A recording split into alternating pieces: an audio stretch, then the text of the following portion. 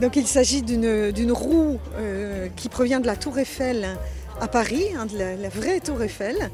Et cette roue nous a été donnée par la société Eiffage, qui était chargée de démonter cette roue qui était obsolète sur la Tour Eiffel et qui a souhaité, plutôt que de la vendre aux enchères, en faire don au lycée, puisque nous avons ici des formations qui ont un rapport avec l'usinage, le métal, la fonderie, et que nous nous appelons lycée Gustave Eiffel, et que par conséquent cette roue avait une valeur symbolique placée à cet endroit-là.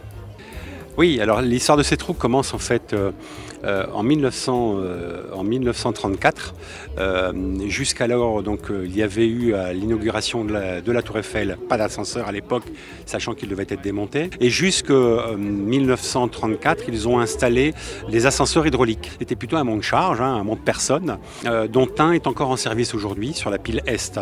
Et puis cet ascenseur hydraulique, ces ascenseurs hydrauliques étant totalement compliqués à la maintenance, donc ils ont décidé d'arrêter les ascenseurs hydrauliques. Et donc après, ce qui fait que juste avant la guerre, les touristes devaient monter à l'escalier, les 2000 marches de la Tour Eiffel, à pied. Et en 1960, il a été décidé de remettre les ascenseurs en service. Et c'est là où nous avons créé ces roues pour les installer en 1960. Donc elle a tourné jusqu'en 2019. C'est celle du pilier nord. Et donc nous avons démonté cette roue.